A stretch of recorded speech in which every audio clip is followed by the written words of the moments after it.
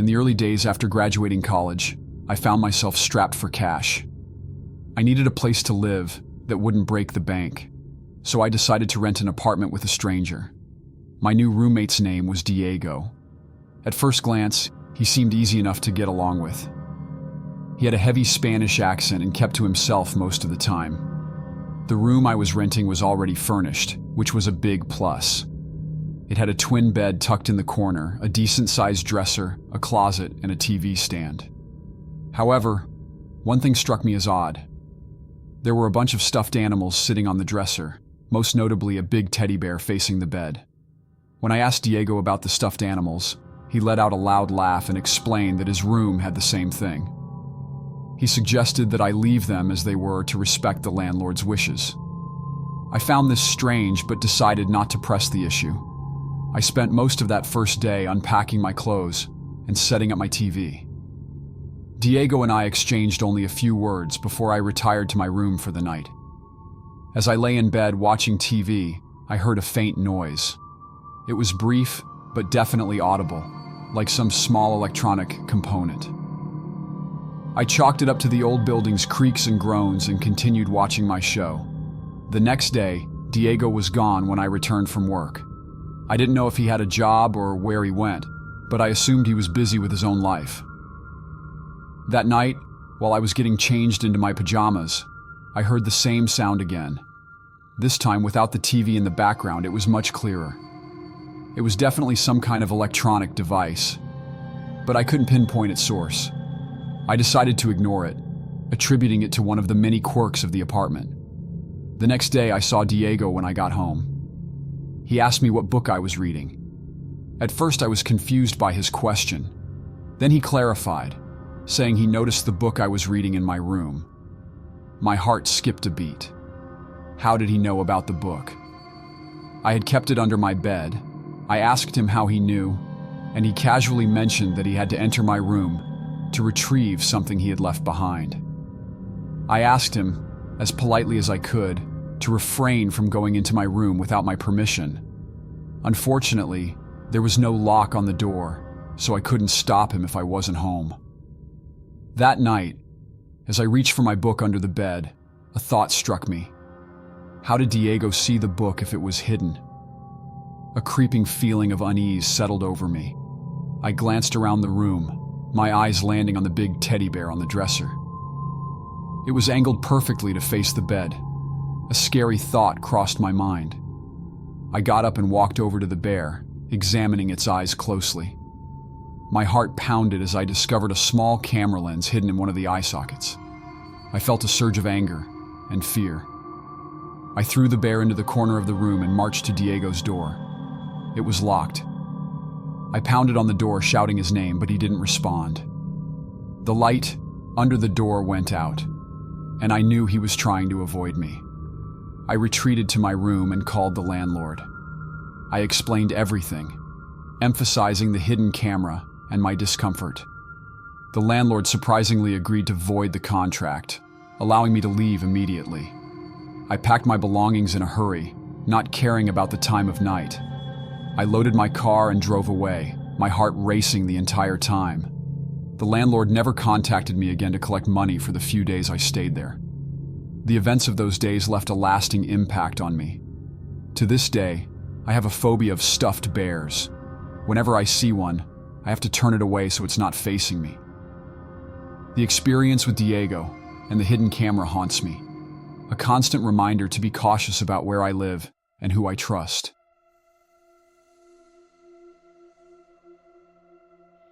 Back when I was fresh out of school, I found myself working the night shift at a 24-hour convenience store called Quick Mart. It wasn't the ideal job, but it paid the bills. For over 2 years, I stood behind the cash register, dealing with all sorts of difficult customers. People would yell at me, shove past me to grab items, and some even made inappropriate comments. One elderly woman once deliberately burped in my direction, angry about the price of tomatoes. But the incident that remains etched in my memory happened on a night like any other, at Quick Mart. I had just started my shift when a long line formed at my register. The store was always busy, and there never seemed to be enough staff to handle the influx of customers. People grew frustrated and impatient as they waited. I did my best to stay calm, plastering a smile on my face and making small talk as I scanned items. Most customers just wanted to pay and leave, barely acknowledging my attempts at conversation. Then Luis came to my register with just 2 items, a loaf of bread and a pack of bandages. I scanned them quickly and bagged them neatly, but something about Luis felt off. He didn't respond when I greeted him, his eyes fixed on the conveyor belt. His clothes were dirty, and he reeked of sweat and cigarettes. When I told him his total was $4.36, he began rummaging through his pockets for change, never once looking up at me. I sighed inwardly but kept my friendly smile, waiting for him to pay. His hands were rough and grimy, and he poured a mix of coins onto the counter without a word. I started counting them. The silence around us grew thick with tension. The customers behind Luis were growing impatient, their eyes boring into me. Luis was still short by about 30 cents. "You're short by 30 cents, I told him. Finally, he looked up, his dark eyes locking onto mine, with a mixture of confusion and anger. His gaze was intense, almost menacing. He asked if I could cover the difference with my employee discount. "I'm sorry, I can't do that. It's against the rules," I said, trying to sound apologetic. "Maybe you could leave one of the items?" "No, I need these," he insisted, his voice rising slightly. His stare was unnerving, and I felt a shiver run down my spine. I knew I couldn't bend the rules, and I couldn't afford to cover the cost myself. When he reached for the bag, I pulled it back, causing him to grow more agitated. "Just use your discount," he demanded, louder this time. I glanced at the other customers, hoping for some support, but they remained silent, watching the scene unfold. "I've called for a manager. It'll just be a minute," I said, trying to keep my voice steady. Luis continued to rant about the small amount and how unfair it was, but eventually, he scooped up his coins and stormed out of the store. The rest of my shift was filled with an uneasy silence, the encounter replaying in my mind. When my shift finally ended at midnight, I decided to walk home. Normally, I would call my mom for a ride, but she was out of town and it felt too late to bother anyone else. The streets were usually quiet, and I thought a 20-minute walk wouldn't be too bad. However, as I walked, I noticed a car creeping along behind me, moving far below the speed limit. Unease settled over me, and I quickened my pace. The car continued to follow, and my heart pounded in my chest. After what felt like an eternity, the car turned into a side street. My relief was short-lived when the driver parked and began jogging toward me. It was Luis, still in his dirty jacket, his eyes fixed on me with that same unsettling intensity. Panic surged through me, and I broke into a run. Luis kept pace, the jingle of coins in his pockets echoing in the quiet night. He called out, asking a lewd and inappropriate question. Disgusted and terrified, I screamed at him to leave me alone and managed to push him away when he got too close. My shove made him stumble, and I took the opportunity to sprint down the street, not daring to look back. When I finally reached my apartment, I frantically banged on my neighbor's door, explaining the situation. Through my panicked breaths, they promised to call the police if they saw anyone suspicious. I spent the night in a state of high alert, unable to sleep, jumping at every sound. The next day, I reported the incident to my manager, but they showed little concern, dismissing it as a minor issue. They still expected me to work my shift, despite my fear that Luis might return. I quit the job shortly after. It's been a decade since that night, and although I've moved on, the memory of Luis and his menacing presence still haunts me. I've learned to be more cautious and trust my instincts. While I may never see Luis again, the fear he instilled in me remains, a reminder of the dangers that can lurk in the most ordinary of places. In 2016, my family and I were invited to our new neighbor's nighttime BBQ. It was a warm evening, and we gathered in their backyard at around 8 p.m. My mom, dad, sister, and I were curious to meet the family next door. It was my first time meeting them. The family consisted of a husband and wife, and a teenage boy named Jeremy. The husband seemed friendly enough, but there was something cold about the wife and Jeremy.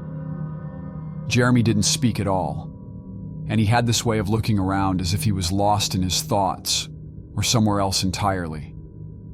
Occasionally, I caught him staring at me, and each time it made me feel increasingly uncomfortable. After eating a burger and a hot dog, our parents started chatting with his parents, leaving us kids to entertain ourselves.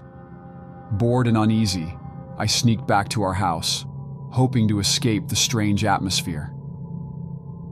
The next morning on my way to school, I noticed someone hiding behind a tree as I passed a few houses down from our neighbors. I turned back, and my heart skipped a beat when I realized it was Jeremy. He ducked behind the tree, trying to stay out of sight.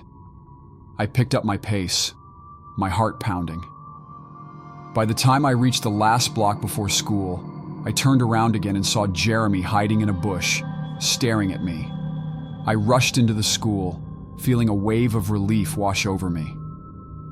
That afternoon, when I got home, I told my parents about what had happened. They went over to talk to the neighbors. When they came back, they told me that Jeremy was not like other kids, and that I should just ignore him. It seemed to be enough of an explanation for them, but it didn't sit well with me. His behavior wasn't just odd, it was creepy. Later that evening, I went outside to sit on the patio and do my homework. As I thought about Jeremy and his unnerving presence, I glanced at the neighboring house and saw him sitting at the window that overlooked our backyard. He was staring at me again. When he noticed that I had seen him, he quickly ducked out of sight. I ran inside and told my parents, but they reiterated what Jeremy's parents had said and told me not to worry about it. That night, after texting my friends in bed, I finally put my phone down and tried to sleep. A certain amount of time passed before I heard a soft click at my window. Suddenly, the window slid open. Without even knowing who it was, I screamed at the top of my lungs. My parents rushed into the room, and we all watched in horror as Jeremy climbed through the window, holding a large kitchen knife. My parents turned on the lights, and the room was filled with screams. My dad grabbed me and pulled me out of the room as my mom called the police. We rushed to the neighbor's house, and Jeremy's father came over. He led us back to our house and found Jeremy in the living room, still holding the knife. He snatched the knife from Jeremy's hands and dragged him out of the house. My dad stayed outside, shouting at the neighbor, while my mom, sister, and I went inside. Moments later, my dad came back and called the police, demanding a restraining order against Jeremy. The police arrived and took Jeremy away. They probably took him to a facility for people with mental disabilities, not a regular jail. A week later, Jeremy was no longer living in the house next door. We never saw him again, but the fear he left behind lingered. In the days that followed, I couldn't shake the image of Jeremy at my window. I was constantly looking over my shoulder, and every little noise made me jump. My parents reassured me that we were safe, but the experience had shaken me deeply. I often wondered what might have happened if my parents hadn't arrived in time that night. Eventually, our neighbors moved away. They left without much notice, and a new family moved in. They were friendly and normal, and life slowly returned to a semblance of normalcy.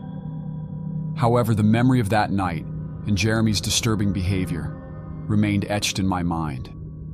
It served as a constant reminder that sometimes the most frightening things are those that lurk just next door, hidden behind a seemingly normal facade.